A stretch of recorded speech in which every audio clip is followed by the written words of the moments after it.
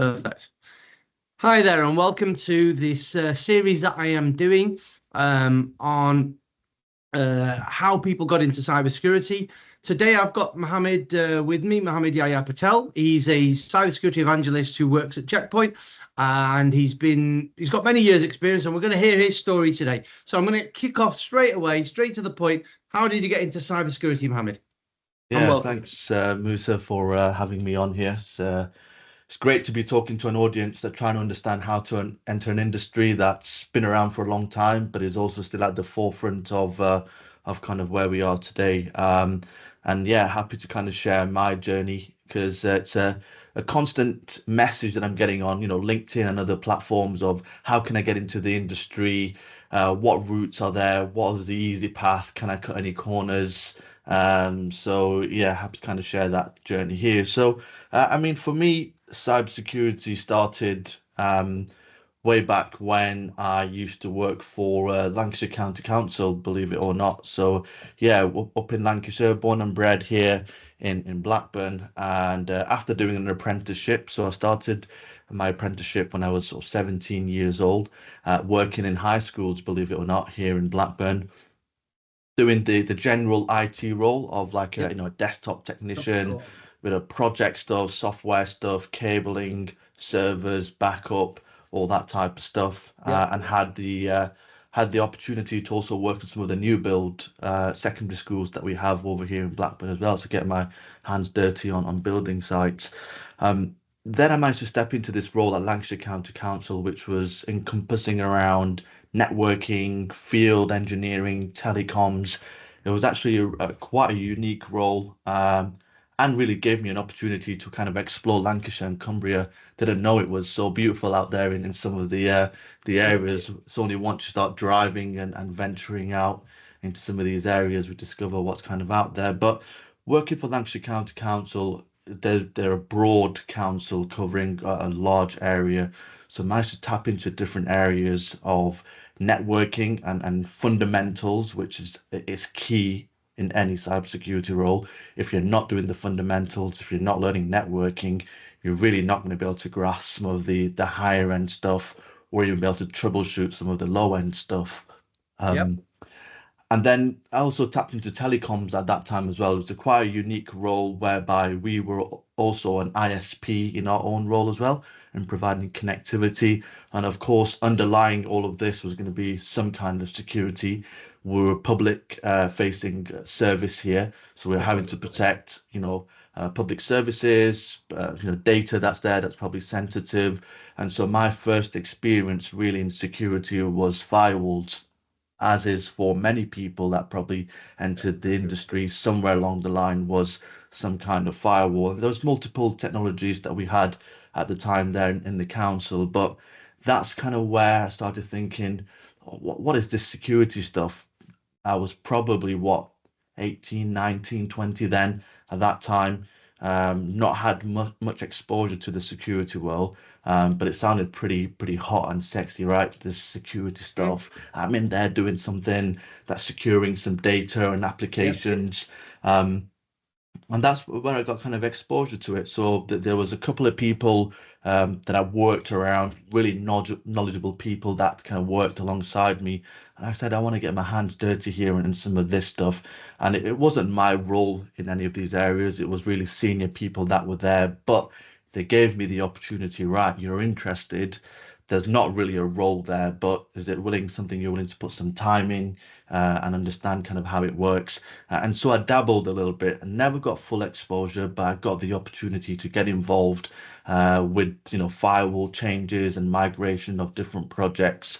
And then I reached a point where I'd kind of reached the capacity. I was sort of a senior field engineer there, so I had a few people that worked under me. But I was kind of reached a point where I couldn't hit the next barrier. I wanted to go into security, and there's probably people who probably can resonate that when you work in public services, it's not easy to move into another role. There has to be something there to open up for you to move into. And so I recognized I wasn't going to be able to make that move. My boss was very supportive, and supported me in making that move outside of the council. And I managed to get a role working for a managed service provider up in Bolton, actually, who kind of focused around networking and security. That was the role.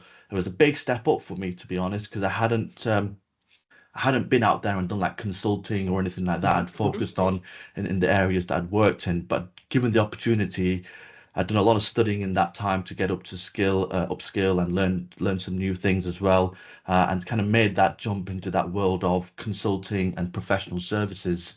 And very much that role is where I got hands-on with different security architectures, design, whether it was firewalls, endpoint technology, Hmm. SOC technology, all that kind of came together when I worked for this managed service provider. And so then at that point, I was sort of traveling around the UK, working with public sector, private sector organizations, helping them design solutions, and then ultimately implementing those solutions for these different organizations. Okay. And then yeah, and then from there, I worked with multiple vendors at that time in that role across the security stack, Wi-Fi, networking. Um, and then I got this opportunity which came around earlier in my career than I expected. And I think this goes back to you've got to keep pushing yourself and Absolutely. keep testing the boundaries in different areas. And here I am working for Checkpoint, one of Mhm. the global leaders, been around for 30 years. Yep. Technology that I first touched back in the council very lightly, checkpoint firewalls, and Yep. now here I am actually working for this Well then. company. It was, yeah, it was just amazing from my perspective. That I'm joining this global company. I've been here 4 years now, in a varied kind of role here. But it's been fantastic exposure to the whole cybersecurity ecosystem, and in the role as an evangelist, today is around getting people into cyber, spreading the word about what cybersecurity is, helping organizations improve their security posture, and all those good things that we can wrap around cybersecurity is Perfect. what my role kind of involves, day in, day out. Some of it is public speaking, speaking to the media, broadcast, that type of stuff I've managed to do now as well. So yeah, I think from where I started, could say from an apprentice to where I am now, which is kind of the office of the CTO in Checkpoint. So yeah, very thankful for a lot of people that have been on this journey with me. There's still people that I know today that I knew when I was like 17 years old that helped me kind of drive ways. And I think that's something I really love about our industry in cybersecurity is there's a lot of people out there to help you. Um, and it can become difficult to navigate as well. Perfect. Perfect. I just love the fact that you come from apprenticeship route because I'm a big advocate for apprenticeships. And I think it's, for me, I think it's still, in my opinion, one of the best routes to try and get in. I just wish more employers would offer the opportunity going forward. So you touched on some points there about learning. Was this self-learning? Did you attend any boot camps? What certs did you do? So in the more early days, I don't mean sort of now, I mean more in the early days, what sort of assistance or work did you have to put in? What certs did you try and do? What boot camps did you attend? Give me a bit more information in and around those. Yeah, so I think I didn't attend any boot camps. Okay. So this was back in sort of 2011, Yep. 2012. That's kind of where I was then. And so I didn't attend any boot camps. A lot of it was self-learning. There was learning on the job as I'd experienced as an apprentice in Yep. sort of a main sort of IT role. But then a lot of it did come down to self-learning. And believe it or not, I was a young lad then.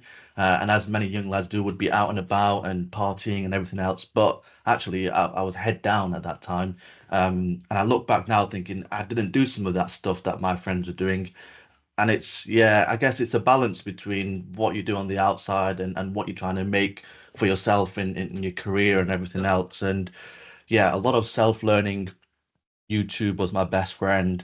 There's a lot of content out there, and I didn't Yeah. actually pay a lot of my pocket for some of this stuff. It was there readily available, but also the colleagues that I had in those roles were very supportive, and also the organisation I worked for. So Lancashire County Council at the time put me through some of the formal courses.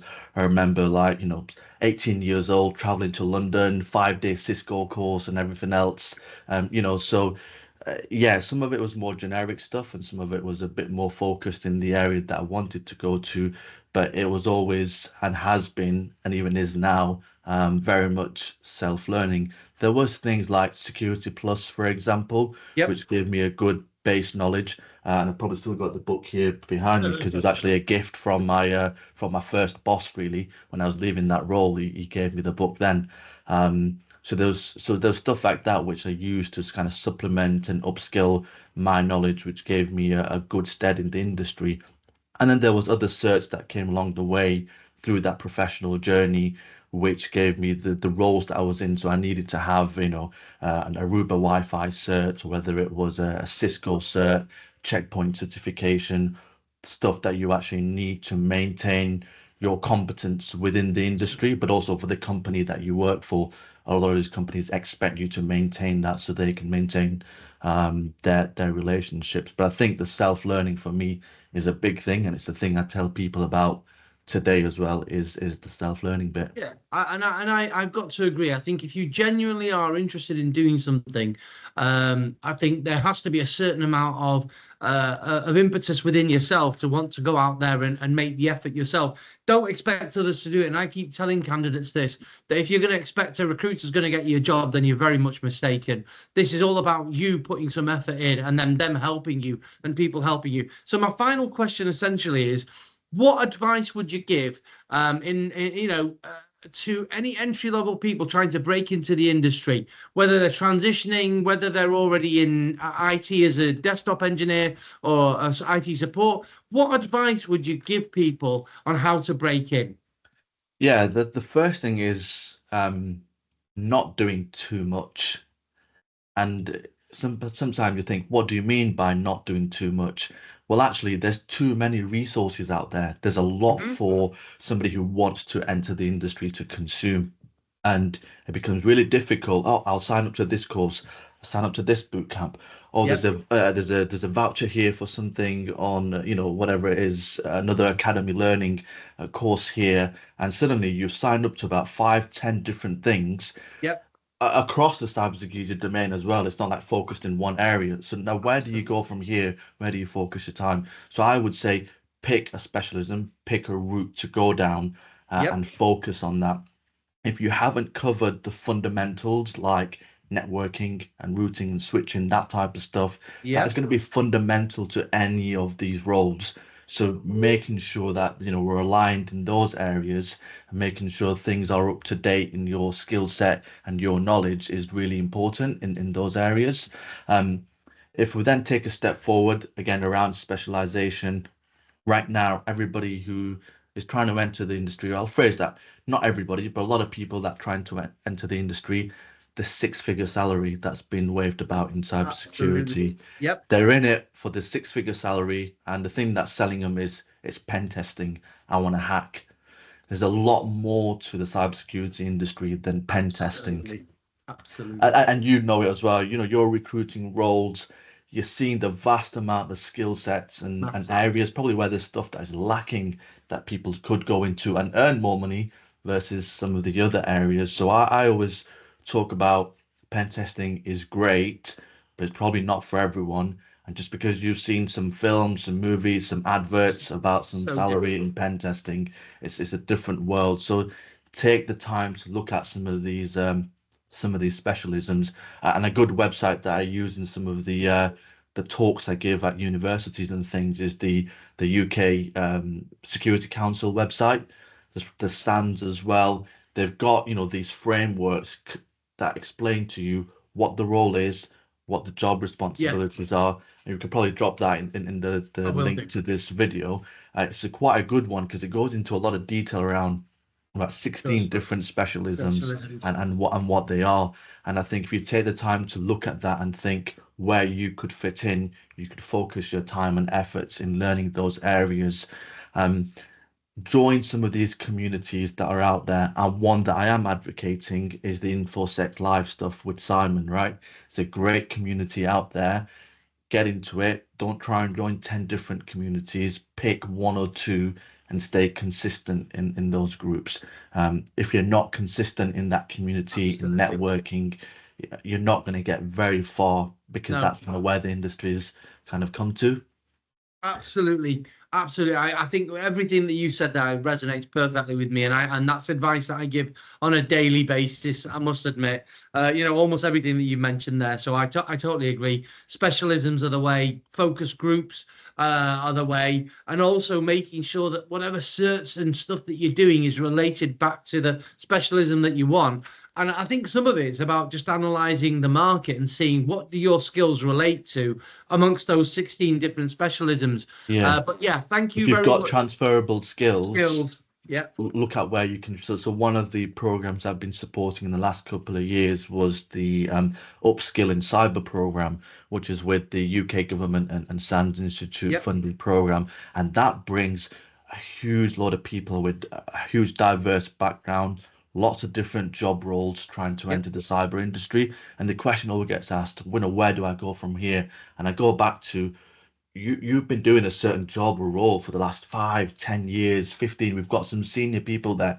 Look at your skill sets. They can be transferred into certain areas of cybersecurity very easily and very quickly. And I've seen some of these people, look, they came with no experience in cyber, but they came from a very good background.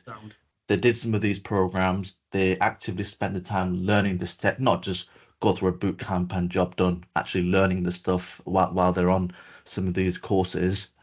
And then they are coming out at the other end saying, I managed to get a 60K, 70K job with zero experience in the cyber industry. Why? They had a huge transferable skill set that they managed to bring That's the whole across. point. And I think that's where where I completely agree. If, say, for example, if you've been a project manager for 15 years and you transfer into cyber, you're bringing a huge wealth of experience and cross transferable skills that you can sell to an employer, and you can say, you know what, I've got X, Y, Z that's from my previous experience, and that really does benefit you because of A, B, C. And then on top of that, I've learned these additional skills, whether through boot camps or certs or individual study, and it does make a difference. So yeah, I totally agree. Thank you very much, Muhammed. It's been a pleasure. I will most happily put those links in for people. But it's been really great to have you, and I really loved hearing your story, Muhammed. Thank you. Thanks, sir. Thanks, Musa. Thank you. Right. So.